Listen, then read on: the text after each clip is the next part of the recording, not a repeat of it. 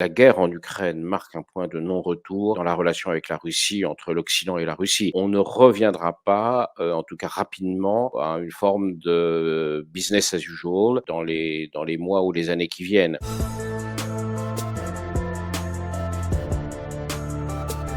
Les sanctions portées à la Russie seront à la hauteur de l'agression dont elle se rend coupable.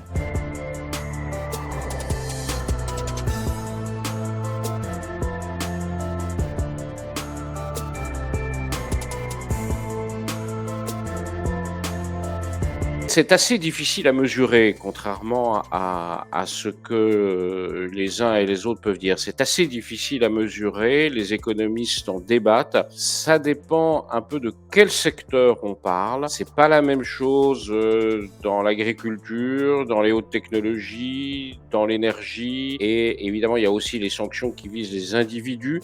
Et puis, il y a aussi des débats sur le fait de savoir à quelle durée les sanctions commencent à avoir de l'effet. La guerre économique contre la Russie est condamnable depuis le départ.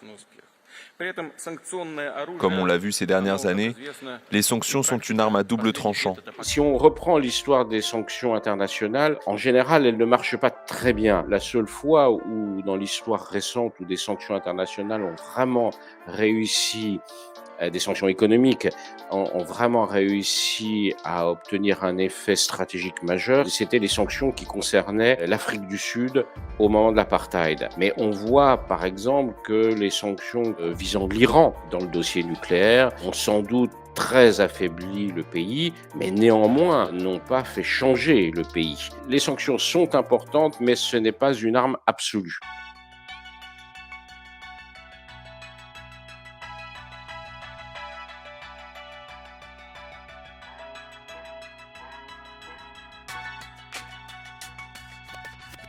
Les sanctions visant la Russie, elles datent déjà de 2014, alors elles ont été extrêmement renforcées depuis le mois de février, mais on a vu par exemple que concernant l'agriculture, elles n'ont pas eu l'effet attendu, c'est-à-dire que les Russes ont réussi à non seulement très bien s'en sortir, mais à redevenir une puissance agricole relativement indépendante et à ne plus acheter par exemple du porc aux éleveurs français et à le produire eux-mêmes ou à l'acheter ailleurs. Donc on voit qu'il y a des capacités d'adaptation. Dans d'autres secteurs, c'est beaucoup plus difficile, sans doute impossible pour l'industrie russe d'y faire face, notamment dans tout ce qui concerne les hautes technologies, l'électronique de pointe ou les semi-conducteurs, où effectivement la Russie n'a pas la capacité de produire elle-même ce genre de choses. Et là, effectivement, ça la touche directement.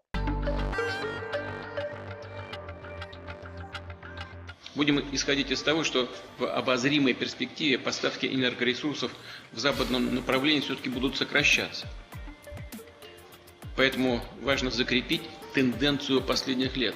Шаг за шагом переориентировать наш экспорт на быстро растущие рынки Юга и Востока. Ce à quoi on assiste actuellement, c'est à une forme de déconnexion de la Russie des économies occidentales. Parce que n'oublions pas que ces sanctions dites internationales sont en fait des sanctions occidentales. Donc ce qu'on voit, c'est une coupure économique entre l'Occident et la Russie, notamment très vite, on va l'observer dans le domaine de l'énergie, puisque l'idée des Européens est de se passer totalement, ou disons de manière considérable, des hydrocarbures russes. Cette déconnexion, elle oblige la Russie à se reconnecter avec d'autres, notamment avec la Chine, mais aussi avec des pays du Moyen-Orient, avec l'Inde, avec l'Amérique latine. Et donc on voit une sorte de basculement géoéconomique de la Russie en dehors du champ européen et occidental. Donc effectivement, ça fait mal à la Russie, ça nous fait mal aussi un peu temporairement, je pense. Je pense à l'approvisionnement énergétique durant l'hiver, mais structurellement, les effets sont plus importants pour la Russie qu'ils sont importants pour nous. D'ailleurs, le paradoxe, c'est que les gens qui défendent la position russe disent deux choses qui sont contradictoires. Ils disent il faut lever les sanctions,